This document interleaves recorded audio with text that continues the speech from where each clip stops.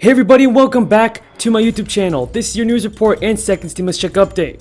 Fox News reports that House Minority Leader Kevin McCarthy said that House Speaker Nancy Pelosi is the major roadblock preventing lawmakers from passing stimulus relief. But what do you think? Is Pelosi the problem in Congress?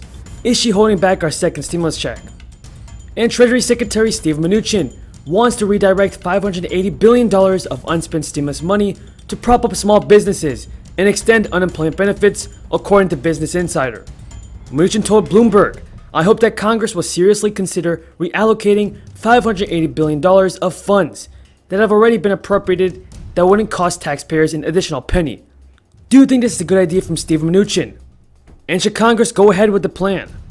Business Insider also reports that Mitch Mcconnell has shown support for Steve Mnuchin's plan.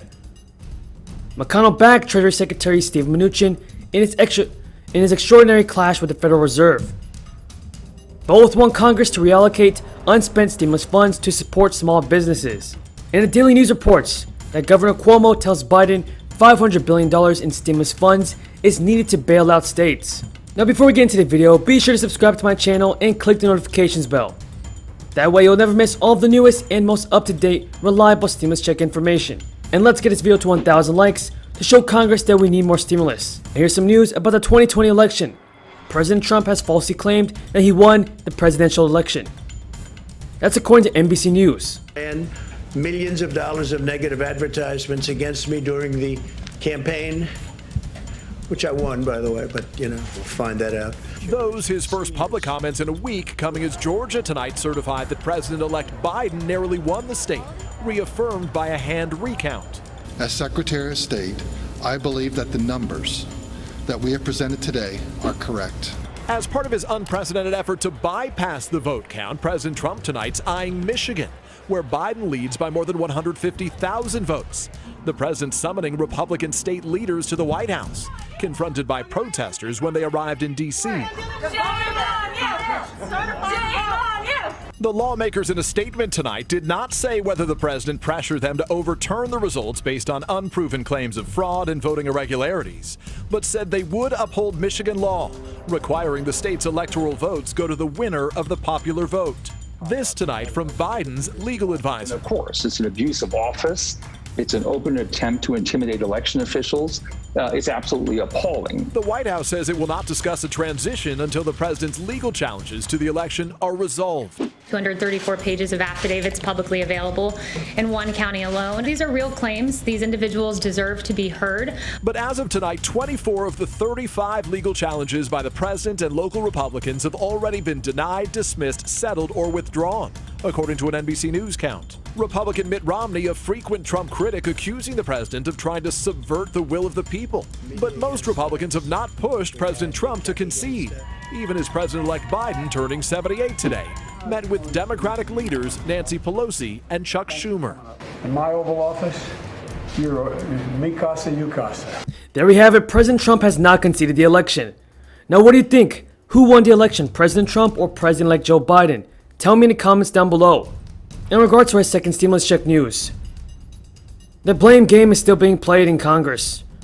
House Minority Leader Kevin McCarthy blamed Pelosi for holding back our second stimulus. McCarthy, who said he has been in touch with Senate Majority Leader Mitch MCConnell and the White House about relief legislation, characterized Pelosi's approach to negotiations as nothing is better than something. A senior Democratic aide told Fox News on Thursday that McCarthy, Pelosi, Mitch MCConnell, and Chuck Schumer were scheduled to meet on Thursday, though it was not clear whether relief would be discussed. Now folks, everybody in Congress is playing the blame game once again. From Kevin McCarthy to Speaker Pelosi, the Democrats and Republicans are blaming each other for the lack of stimulus. They're not getting anything done.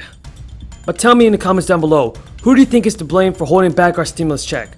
Is it Mitch MCConnell for continuing to propose smaller, skinny stimulus bills that he knows Democrats will reject? Or is it Speaker Pelosi for not being willing to negotiate with the Republicans? Leave your comments down below. In response to McCarthy's comments, Fox News reports that Drew Hamill told reporters that Democrats have been pushing Republicans to move forward with stimulus relief for 6 months. Hamill said in a statement, "For 6 months, Democrats have been pressing Republicans to agree on the next round of relief. And for 6 months, Leader McConnell has insisted on a pause, while the White House negotiators accuse vulnerable families of lying about not being able to pay the bills. But as millions of families fall deeper into despair, Mitch McConnell's emaciated proposal gives no stimulus checks, no rental assistance, no nutrition assistance, but does give liability immunity to employers who get their workers sick. Now remember folks that House Democrats passed a $3 trillion HEROES Act in May, which did not have Republican support. They sent an updated version to the Senate in October, which also did not get the GOP support. In regards to unemployment benefits, Business Insider reports that Treasury Secretary Steve Mnuchin wants to funnel unspent stimulus money into the American economy.